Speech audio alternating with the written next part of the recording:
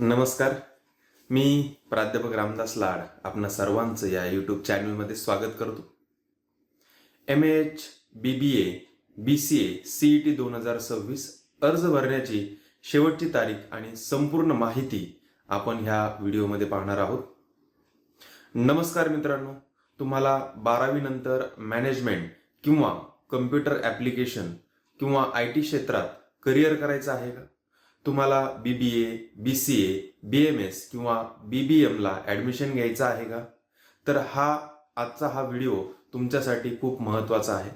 महाराष्ट्र सरकारने या सर्व कोर्सेससाठी एक सामायिक प्रवेश परीक्षा जाहीर केली आहे आणि अर्ज भरण्याची शेवटची तारीख अगदी जवळ आली आहे.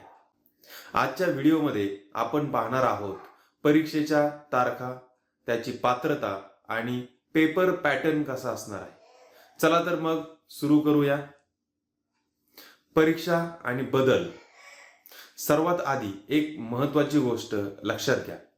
पूर्वी वेगवेगळ्या कोर्सेससाठी वेगवेगळ्या परीक्षा असायच्या, पण 2026 पासून BBA, BCA, BMS आणि BBM या सर्व कोर्सेससाठी ही एकच कॉमन एक्झाम होणार आहे. म्हणजेच तुम्हाला आता वेगवेगळ्या परीक्षा देण्याची गरज नाही. एकाच परीक्षेतून तुम्ही या सर्व कोर्सेससाठी पात्र होऊ शकता. आणि त्यासाठी महत्त्वाच्या तारखा. आता वळूया सर्वात महत्त्वाच्या भागाकडे. तारखा म्हणजे त्याच्या डेट्स. अर्ज भरण्याची सुरुवात, रजिस्ट्रेशनची सुरुवात जी आहे तर ती 14 जानेवारी 2026 पासून अर्ज भरायला सुरुवात झालेली आहे.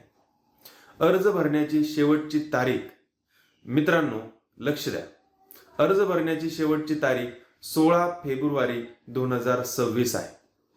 तुमच्याकडे आता फार कमी दिवस उरले आहेत. परीक्षेची तारीख ही परीक्षा 28 एप्रिल ते 30 एप्रिल 2026 या दरम्यान ऑनलाईन पद्धतीने घेतली जाईल. त्यामुळे वाट पाहू नका, आजच तुमचा अर्ज भरा. पात्रता. आता पाहूया ही परीक्षा कोण देऊ शकतं, म्हणजे त्याची पात्रता काय आहे. तुम्ही 12वी पास असणे आवश्यक आहे किंवा तुम्ही आता 12वीच्या परीक्षेला बसलेले असाल, म्हणजेच ॲपियर असाल तरीही चालणार आहे. कोणत्याही शाखेचे म्हणजे आर्ट्स, कॉमर्स, सायन्स हे विद्यार्थी ही परीक्षा देऊ शकतात. टक्केवारी. खुल्या प्रवर्गासाठी म्हणजे ओपन कॅटेगरीसाठी किमान 50% आणि राखीव प्रवर्गासाठी म्हणजे रिझर्व्ह कॅटेगरीसाठी 45% गुण 12वी मध्ये असणे आवश्यक आहे. अर्ज कसा करायचा आणि फी किती आहे?